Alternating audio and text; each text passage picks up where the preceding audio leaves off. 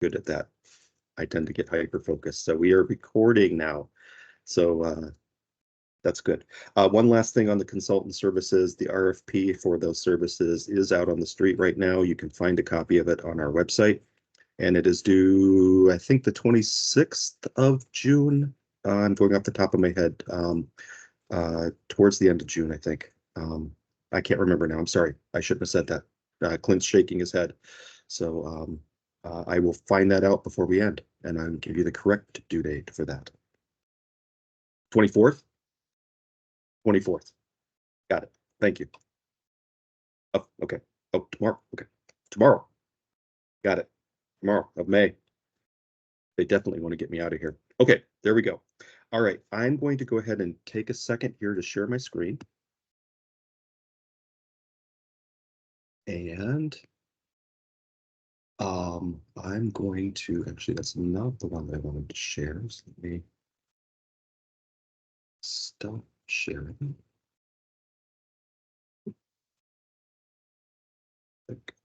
Okay.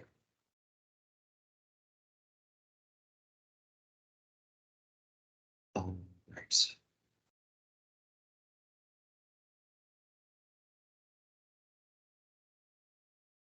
There we go.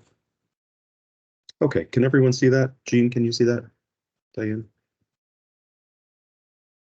Okay. Let me also maximize my other screen so that I can see you guys. Okay, there we go. All right, so as I mentioned, I'm going to work through the program guide line by line. I'll pause periodically for questions. As noted earlier, we will be offering up to $712,000 for capital improvement grants. Those funds are for brick and mortar investments in National Register listed historic properties located within small rural Mohawk Valley communities adjacent to the New York State Canal System. So let me pop over real quick.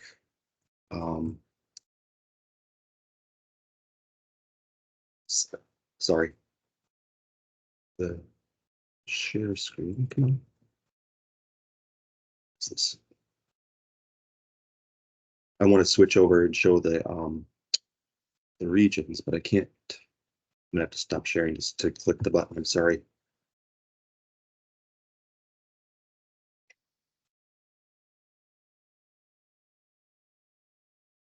Okay, so what you're seeing here, this is available on our website landing page. These are the communities that are eligible between Eriesville. You can see them, they're in alphabetical order, not in the order of their distribution within the 50-mile radius. But the key characteristic here is they are all have under 700 or 7,800 people.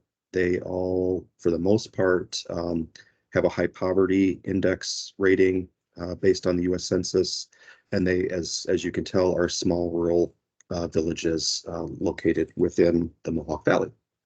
The reason for that, we've had questions from larger communities. That is a mandate of the National Park Service and the Paul Brune Grant Program. Paul Brune was passionate. The individual Paul Brune, celebrated historian, was passionate about the value of small communities and their ability to be economic generators based on their historic preservation. And so doing projects like this was near and dear to his heart, and the National Park Service has adopted that philosophy for this program. So we are translating that philosophy to you all. And Jean, can you please nod your head and let me know if you can see the program guide again? Okay, thank you. So those are the regions. The communities are listed. However, I wanted to note that, in between the communities, if there's a building that's more out in the rural areas, those obviously are eligible as well. Those communities just provide the basic boundary areas. We have 5 goals for the program. Obviously, the first is to rehabilitate historic structures that will benefit the local community. In other words, if you have a structure that could host a mom and pop ice cream shop, if there's a dentist office that wants to rehabilitate a building and move their dentist office into that building, those are all great types of projects. We do not fund private homes. So that is one thing that's a hard, fast no. If it's a private home, we don't fund those. Our goal is to strengthen tourism and economic development opportunities within the region. And here, what we'd really like to do is within this defined region, if we fund a variety of projects across that region, us, Erie Canalway, can celebrate those projects as a region. And that in turn strengthens what happens at the local level.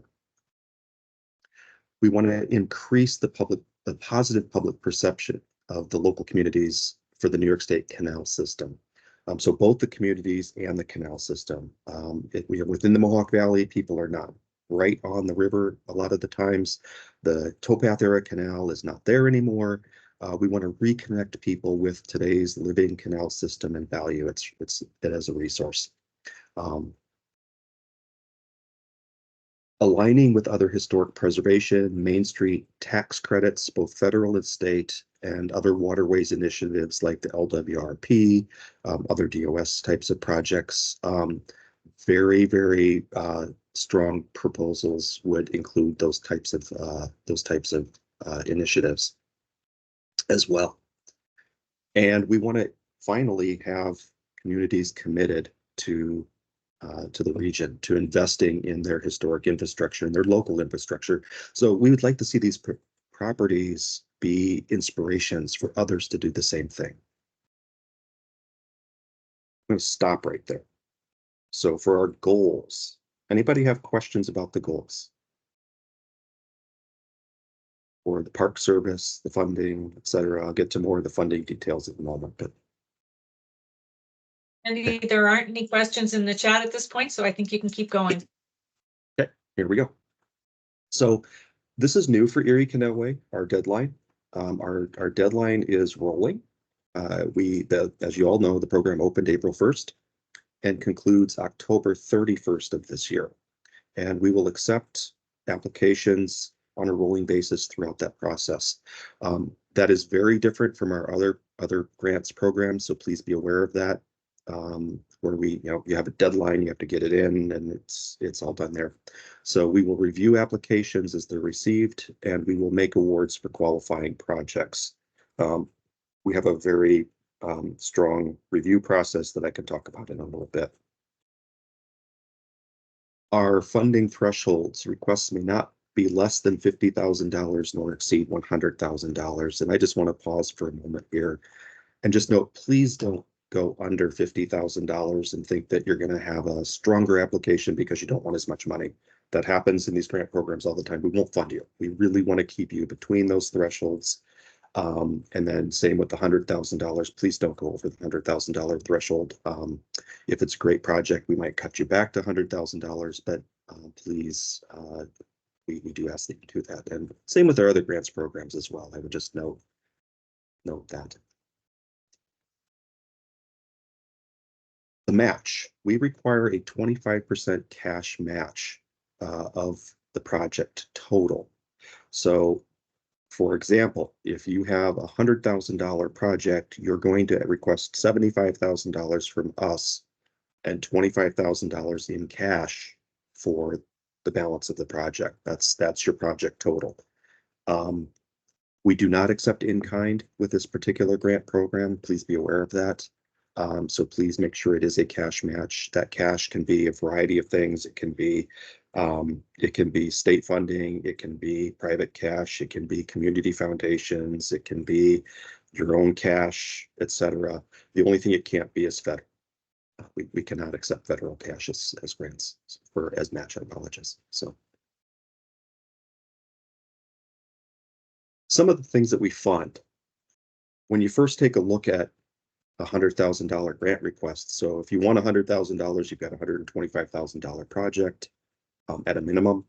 That really doesn't go very far, to be honest. And we recognize that. And so we wanted to just really highlight eligible projects and eligible activities. So roofs, masonry repairs, doors and windows, painting, facade repairs, structural stabilization. I want to highlight ADA accessibility needs. That's a major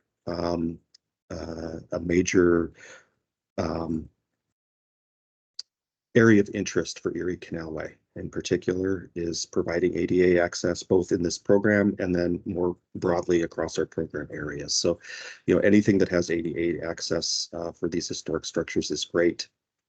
Site infrastructure upgrades, and then internal projects as well. So mechanicals, plumbing, electrical upgrades, things that need to, that you can bring your project up to code so that you can have public occupancy.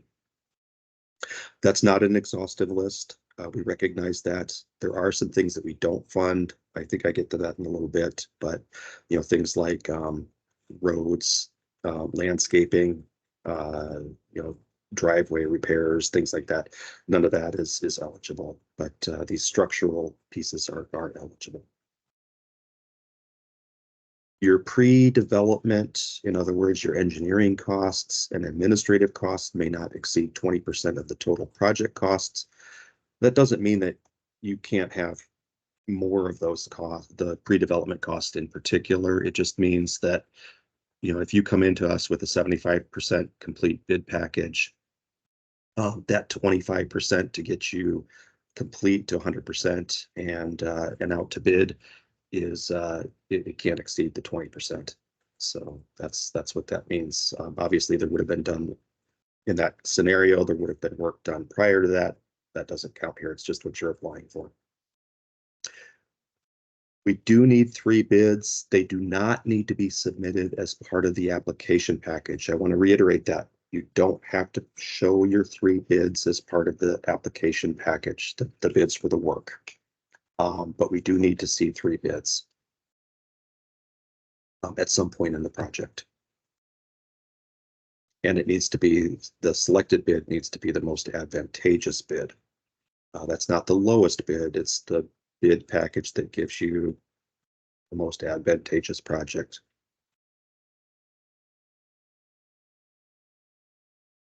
Some of the things that we don't fund, a lot of these are pretty standard. One I want to highlight right off the bat, though, pre-development activities only. These are not pre-development projects. These are capital projects. We need to see completed capital work at the end of the project. So anything that is all pre-development or primarily pre-development is not eligible. We don't do any new construction, as I noted, landscaping. We don't do building reconstruction. So in other words, if you need to tear it down and rebuild it, that's not eligible. I mentioned several of the rest of these. No previous activities. So in other words, your eligible costs, this is a little bit later too, but your eligible costs for this project are going to be from the time of your award letter. You can start to incur costs that would be eligible for this project. And then the rest of these are pretty straightforward: reducing debt, no indirect costs, purchase of real property, etc. Let me stop there. What we do fund, what we don't fund. There's got to be questions about those. There actually aren't any in the chat, Andy, but why don't we take a second, and if anyone wants to raise their hand to ask a question at this point, we'll take one before Andy goes on.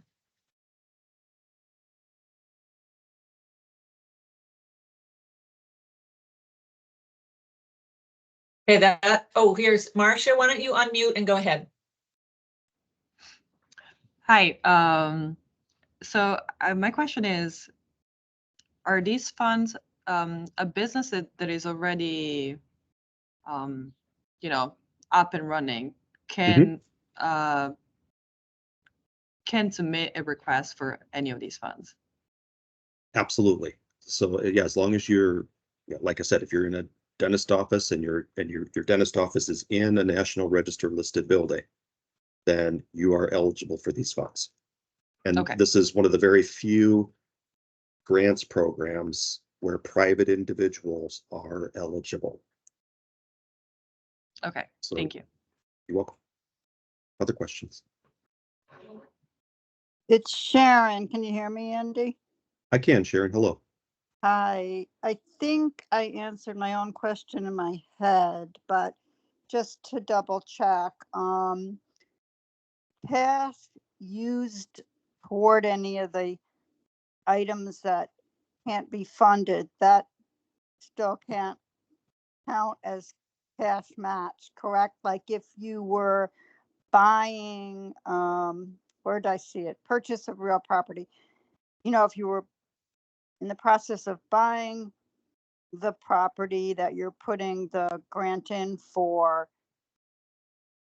is that a stretch to say the cash? That's a stretch. Yeah, that would not be an eligible act. Okay. Basically, if it's Just one, if okay, it's what we don't fund, that also includes match. okay. Yep. Thank you. You're welcome. Other questions? Andy, I think you're good. Okay. I'm going to scroll down, and we can always circle back to these at the end too. So eligibility, I started to touch on this a little bit, but this is really where we get into it. So applicants and location.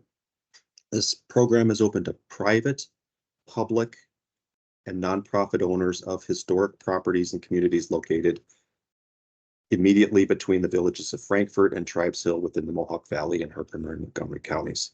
I showed the map earlier. I don't need to go back to it here, but I did want to note in the word public here, public means the municipalities, it means the counties, it means village governance. So any of the public governance bodies would fall under this, except of course for the state is not eligible. And then nonprofit owners would need to have a 501c3 IRS designation, and we can talk to you more about that later if you have any questions about that. And then private owners. The building does need to be listed on the National Register. It has to be currently listed on the register, not pending registration. It has to be, or pending approval, it has to be listed, or it can be a contributing feature to a National Register Historic District.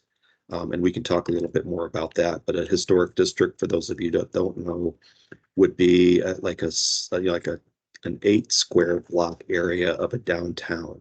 And there would be buildings within that district that are each identified as part of the nomination as being a contributing feature to the district. So it would be those itemized buildings within the district. Not every single building within that district would be eligible. Building ownership. Applicants must own their building, and the building must be accessible to the public.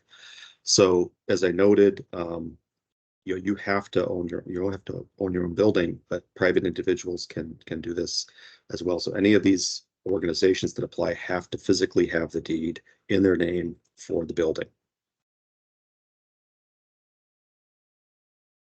There's a whole slew of National Park Service technical reviews, et cetera, that are going to happen as part of this project if you're awarded.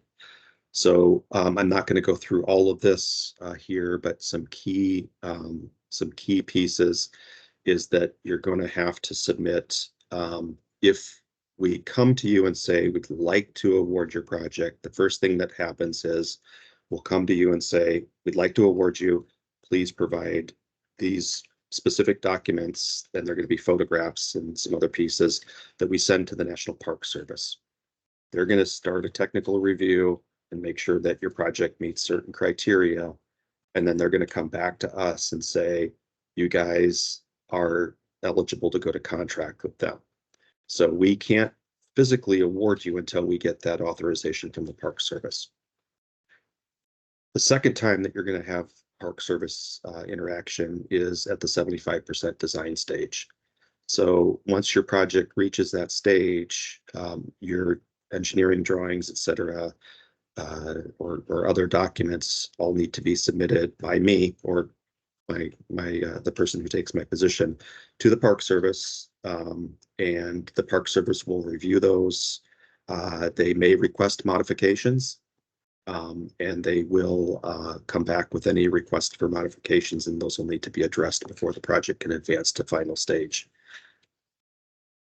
As part of that process, they will conduct Section 106 of the National Historic Preservation Act.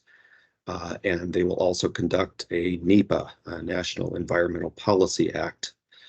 Generally, on these kind of projects, the NEPA doesn't get too onerous because these are preservation projects.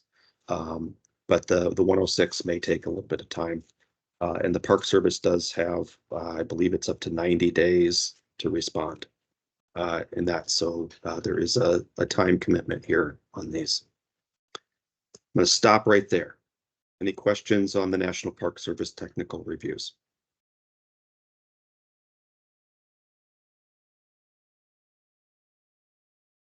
I guess the question I have, and just for clarification, because you said it could take up to 90 days, is your experience that it does take 90 days or that it can come in less? I'm wondering, you know, if you're planning a project, what you might realistically account for here.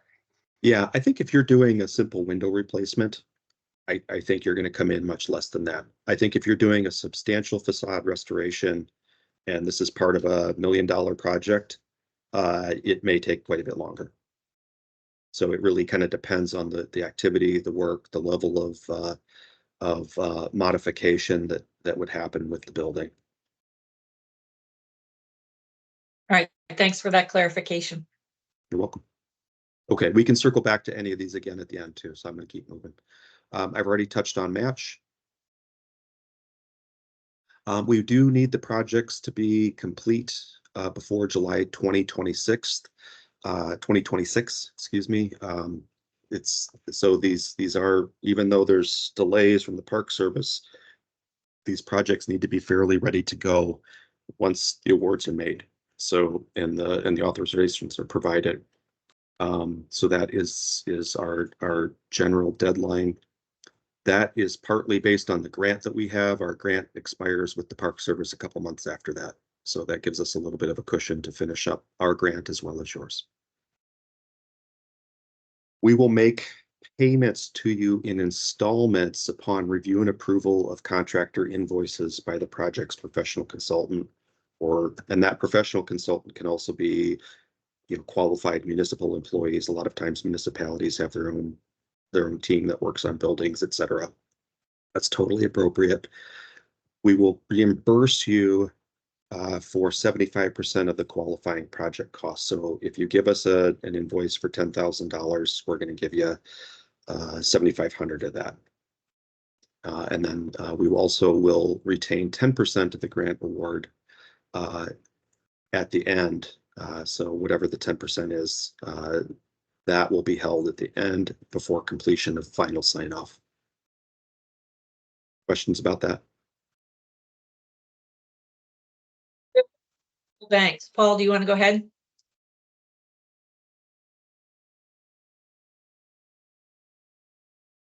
You're on mute, so unmute yourself.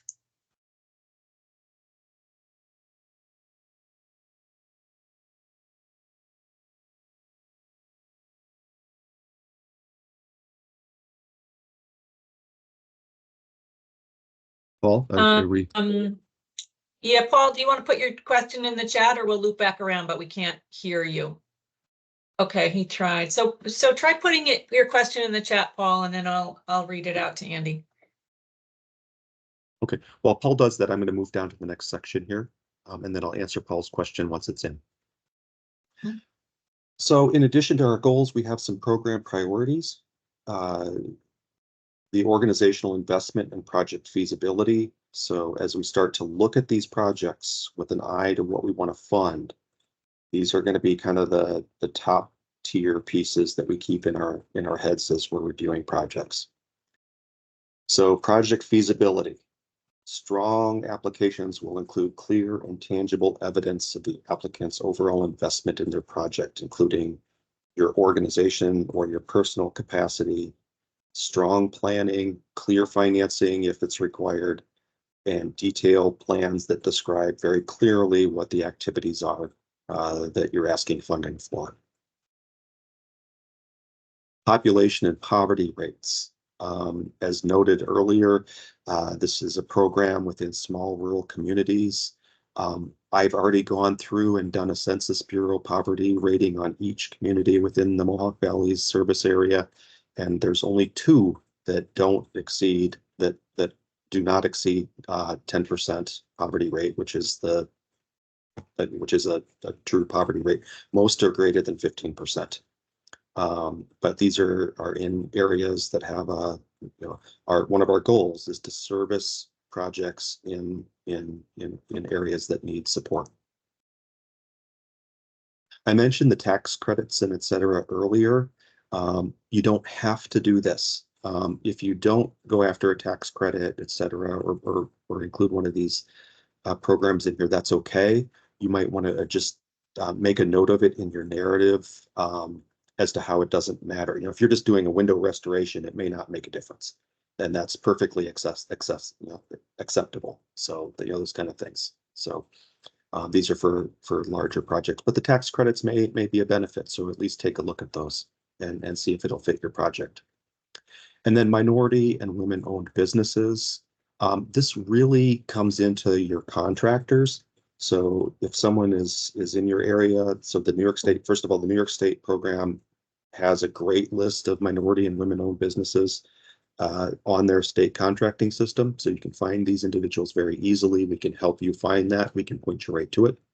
And you can do searches to figure out whether they're engineers, whether they're construction people, whether they're window replacement people, et cetera, et cetera. So that is one of our priorities. Here. Jean, sorry. Can I pop in with 2 questions here? Yep, please. Okay. So Paul Banks's question was about Putman's Canal Store at Yankee Hill.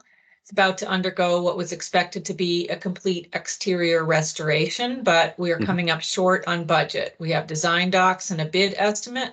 Would we be able to say get the windows done through this grant if we don't have the budget to do it ourselves? And so this is a state property, so you want to address that?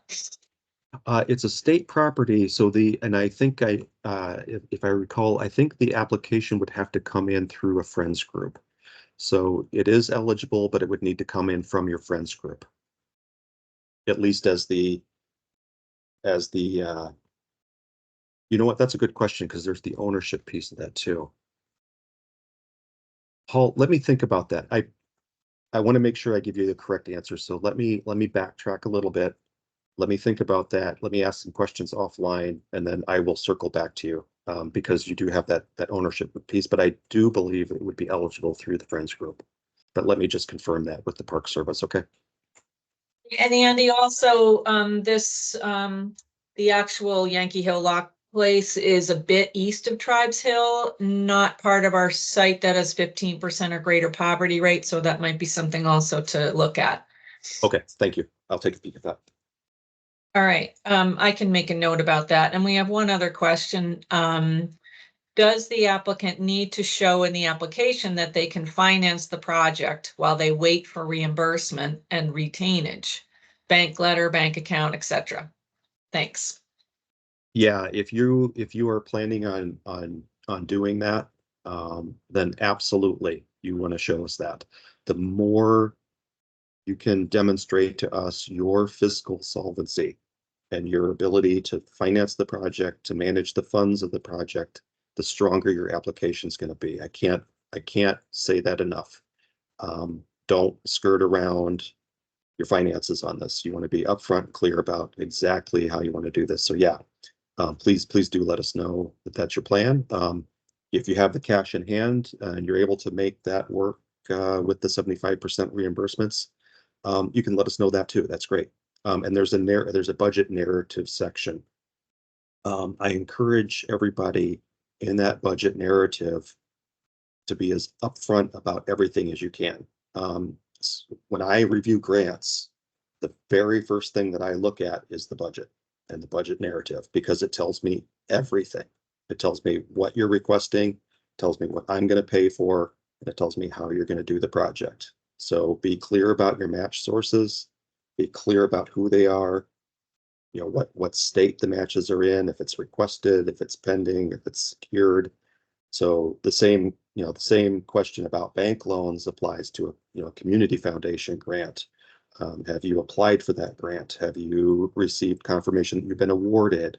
Are you pending contract? Put that stuff in there. If you've applied for the grant, that's great. That's okay. But just let us know so that we're not guessing as to whether or not you actually have those funds. Very, very important in grant writing. Other questions about these top end program priorities? We have a question from Laura Pimentel from Little Falls. Little Falls has a population of 4,605. Is it totally out, or can they still apply?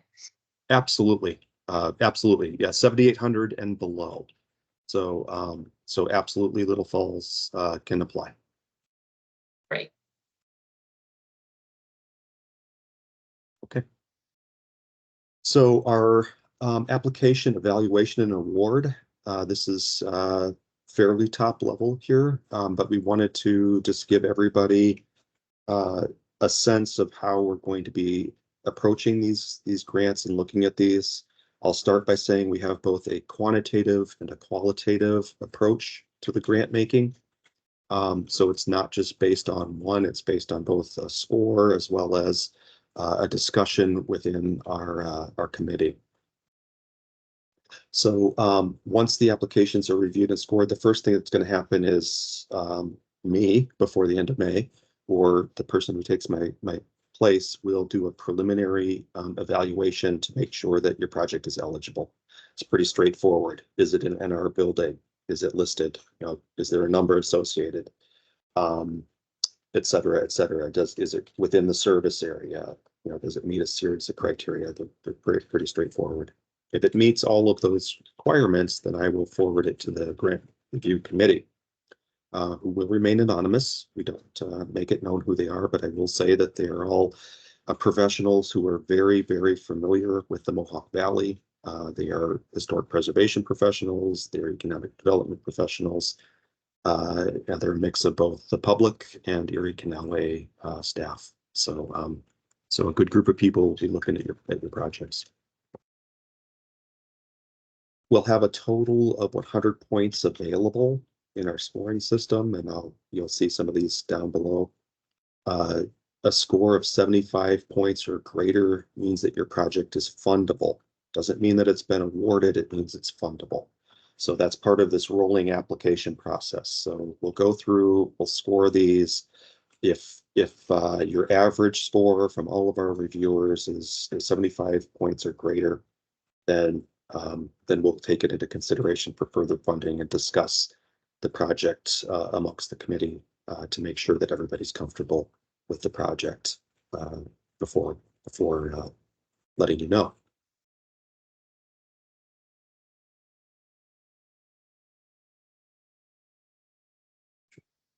I already went through all the Park Service, et cetera, so I'm not going to go through that. So, okay.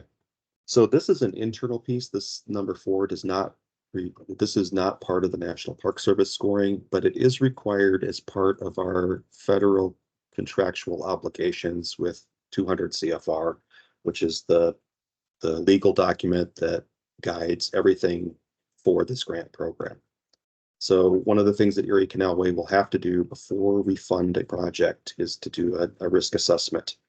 Just so that you know what we're doing, we're going to go on to sam.gov and we're going to pull up your organization or you, the individual, and we're going to see if there's any federal determinations that you can't receive federal funds, that you're in good standing, et cetera. There's a whole series of questions that we go through. It's an internal document. It doesn't go anywhere except to Erie Canalway's file, your file. It doesn't go any farther than that. If we want to fund you and you're determined by risk, that may influence part of our contractual negotiations with you once we get to the awarding phase, but that's nothing that we need to get into here, and I can't imagine we're going to run into any of that anyway. But that is a requirement that we have to do internally, so that's why that's there.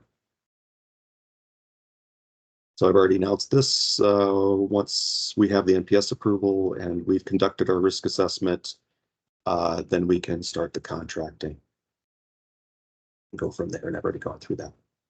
So there's some broad categories that we're going to score in. But before I get to that, why don't I pause? Are there questions about any of this right here? Andy, I do have a question.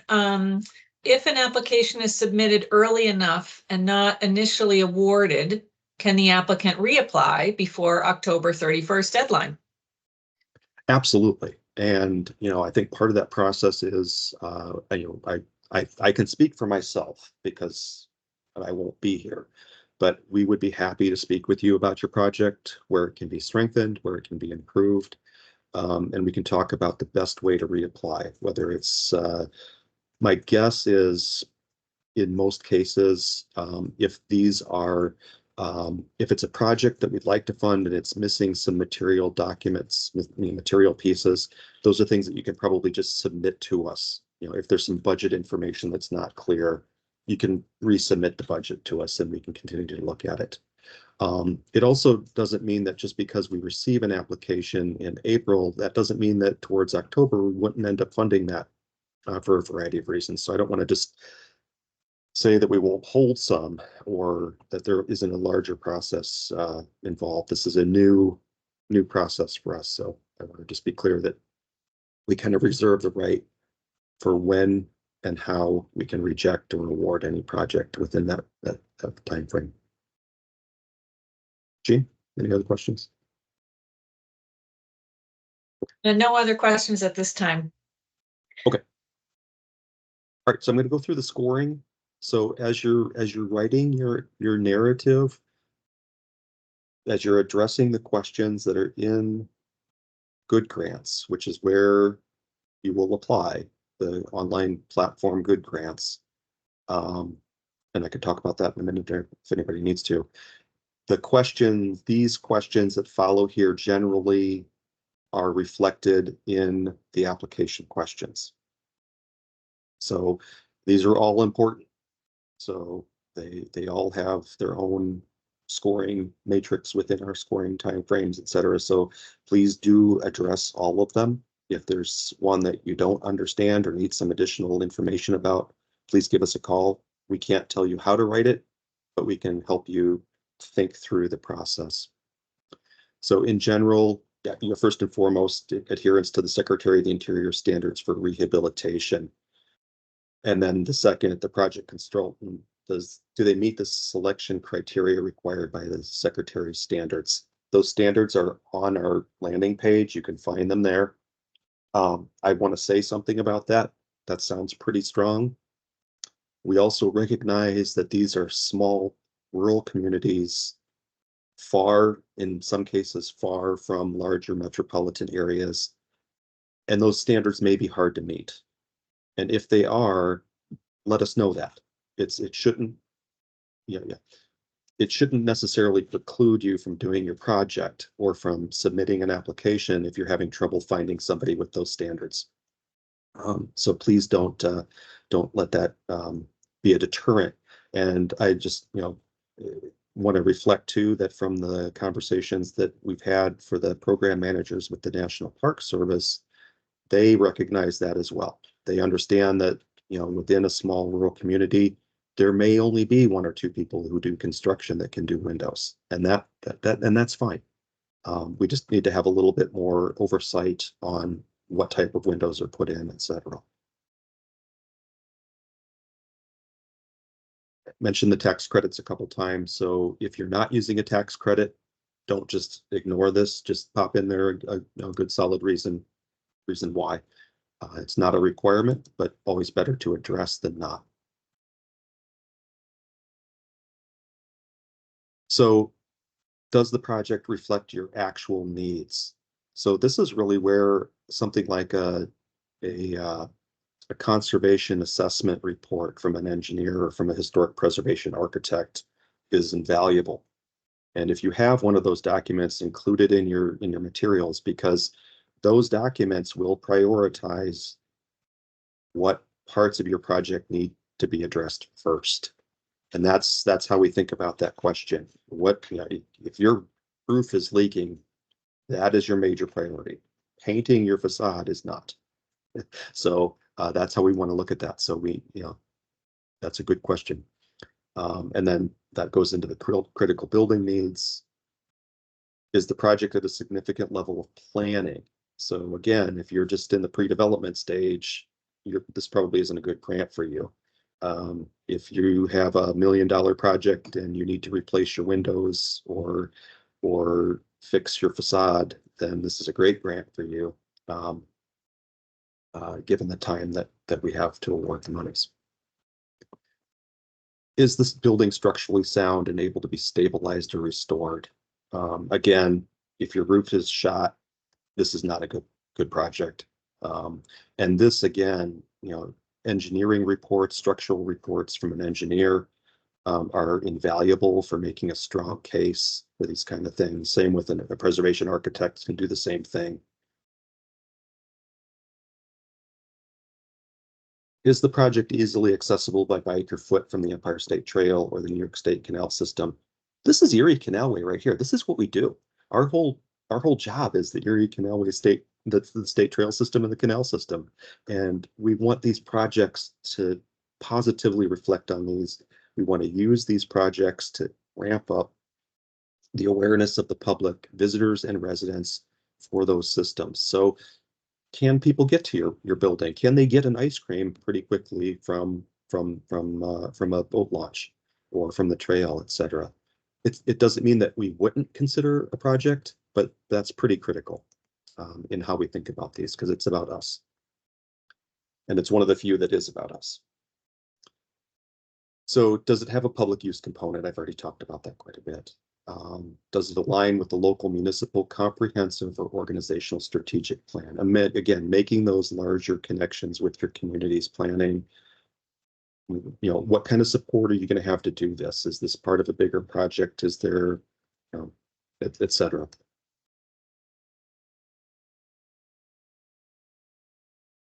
Does the applicant, sorry, my front door just swung open, which was very strange. Does the applicant have demonstrated capacity to complete capital rehabilitation projects on time and on budget? So again, how good are you at this? What's your level of planning? Who's on your team? How are you guys thinking about this? We've talked about match. And so there's some suggestions here on documentation of match. The more documentation you can provide us on your match, the better.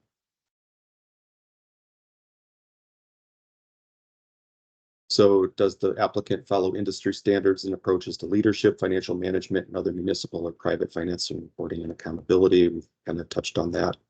But later I'm going to show some areas where we're going to ask for some documentation of finances. So that's where we start to look at that. If you have audit reports, nonprofits are required to do audits. We're going to ask for them, that kind of a thing. Is your implementation schedule realistic? Again, if it's just something that you're scratching out on a napkin, we've done this before. We do these kind of projects. It's a new grant program, but we're very familiar with preservation projects. We know when a schedule is not realistic. So if your engineers, if your architects have done it, that's better. If your municipal professional staff have done it, that's great. That's what we want to see. Same with the budget. And same with your staff.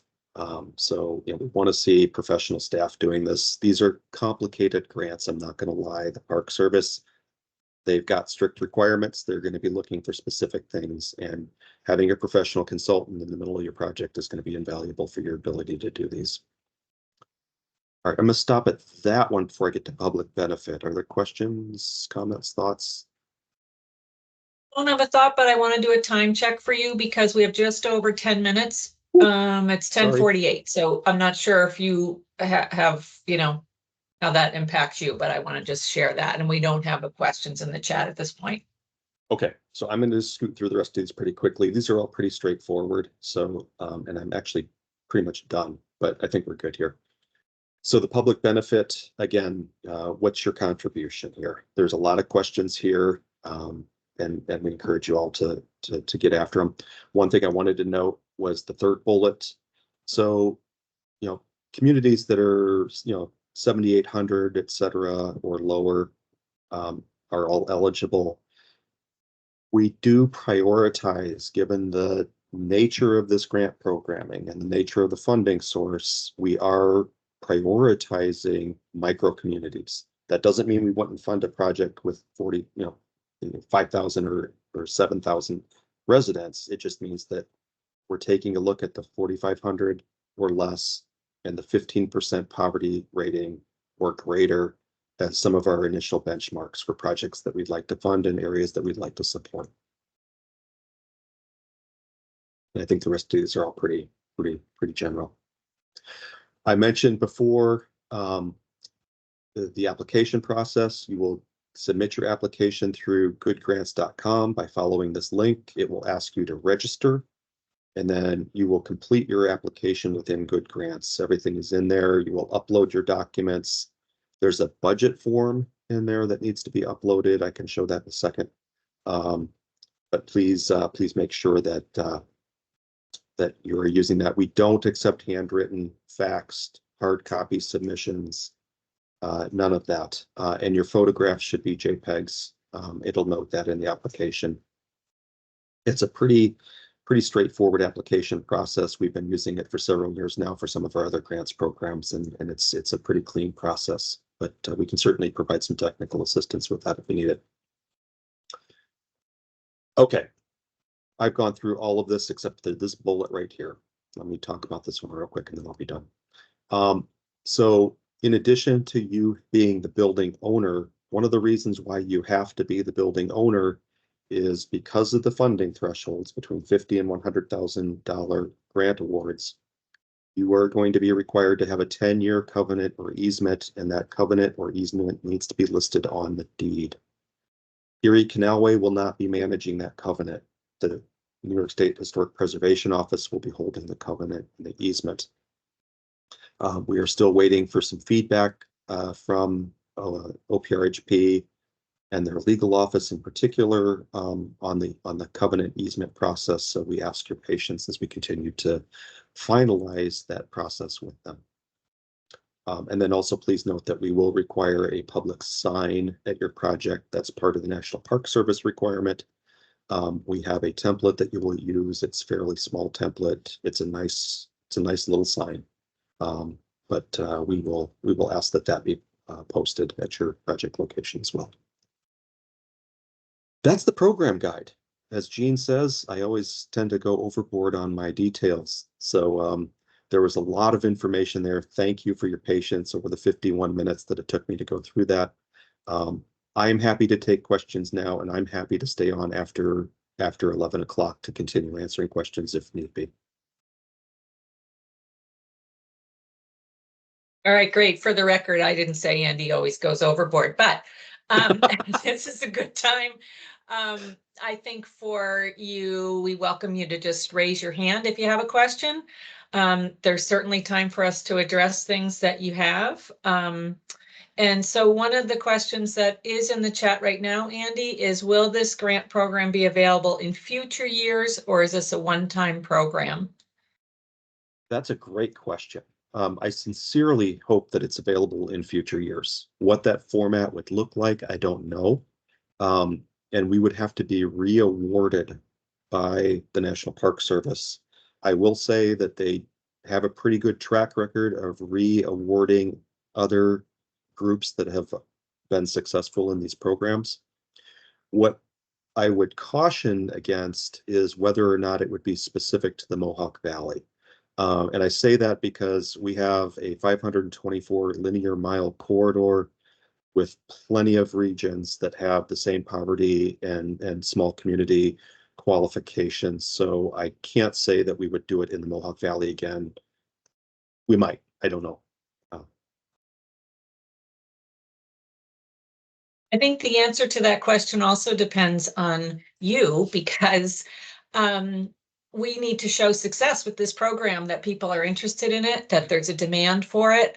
The Mohawk Valley, frankly, is very important to us as a National Heritage Corridor, and we've been talking about it for a long time and trying to target funding and programs because we know that it's a struggle there, and that there's often not as much capacity, or that folks in the Mohawk Valley can't compete with the Fairports and the Pittsfords of the world. And so this grant program is really our, funneling specific dollars into the Mohawk Valley. And so we really want this program, and we want you to be successful with it.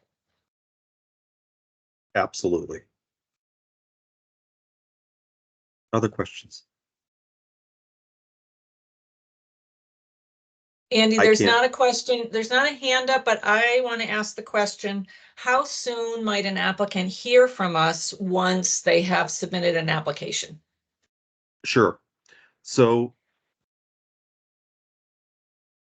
we accept these on a rolling basis. Our committee meets on or about the 15th of each month. So it sort of depends on when you apply, but there's probably going to be about a month turnaround on when we get back to you. You may hear sooner than that if we need additional information. We do request additional information. These are complicated grants. This is our first time doing it. And we realize as we're looking at applications, and we have received a couple, that we have additional questions that we hadn't thought of. And so, if we do come back to you with something, that's not necessarily a good sign or a bad sign. It's just that we have additional questions and we're continuing to review.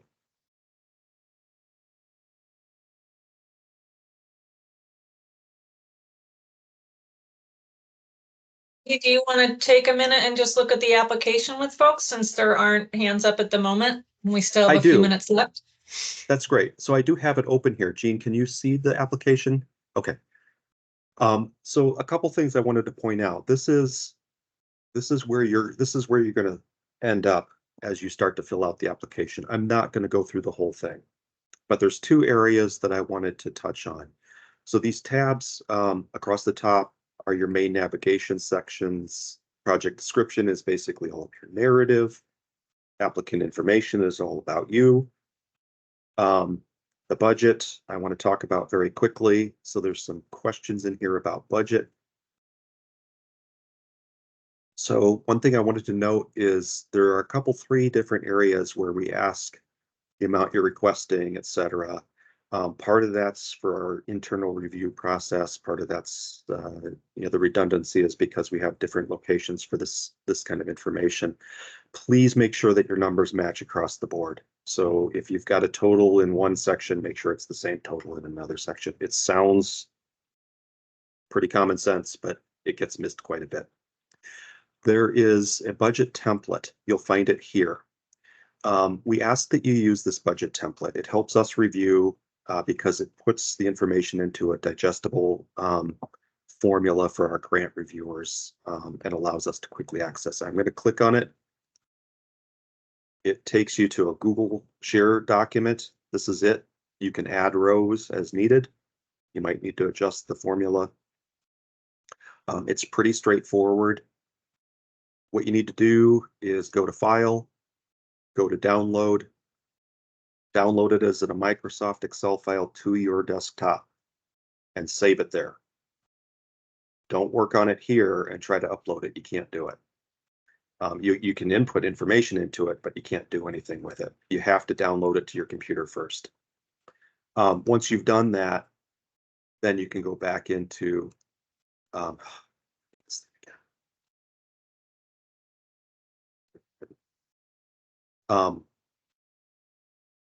the share screen covers my sorry.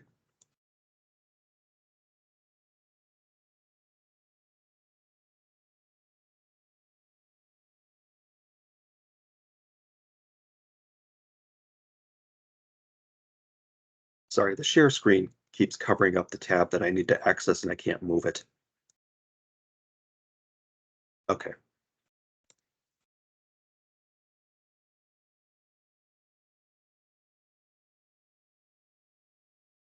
Okay, so anyway, you will then re-upload where it asks for that document from your machine to the formula. The other thing that I wanted to point out, there are three tabs here nonprofit supporting material, public supporting or municipal supporting materials, and private applicant supporting materials. In some cases, they ask for the same information. We have 3 different levels of applicants. We have 3 different needs of information from each of you. When you open this, I just wanted to point out there's this word optional right here, detailed project budget. This is where that budget we just looked at, you would upload it. It says optional. I make a note here that it's not optional. It's because of the functionality of good grants, but I wanted to just point this out. Please absolutely upload each of these documents. This is the one thing I don't like about good grants. If this wasn't optional, then you would have to fill this information out. You'd have to upload it for each of these categories. It's the only way that I can make it not, otherwise you can't submit your document. You can't submit your grant application. So I'm sorry for that. It's a little confusing, but I have a very strong note here, but I did want to just point that out. Okay, it's 11 o'clock. It's 10:59. Jean, what am I missing? I think just the final thank you so much for coming. And also, I'll note that because Andy's leaving us, Bob Bradliff is going to be, again, he's going to be taking on this program as we're looking at hiring consultants. His name and contact information is on the website, and I will update it on the project form that Andy just shared with you because his contact is still there. So that document will get updated also. So if you do have questions, feel free to email Bob and we'll go for there. But hopefully your questions were answered today, and I'll turn it back to you, Andy. Great, thank you. Please do feel free to email questions to Bob. I am around till the end of the month.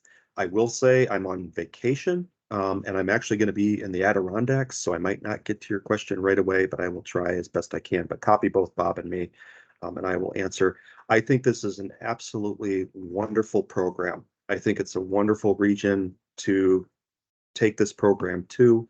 I hope all of you take advantage of it. We will work hard with you to make this grant as smooth as possible, as clean as possible, and we look forward to very strong projects and some great resources going into the Mohawk Valley. So with that, thank you. I appreciate all of your interest and your support, and we look forward to seeing your applications. I'm signing off. Thank you. Thanks, everyone. Andy, make sure that you save the recording as needed, and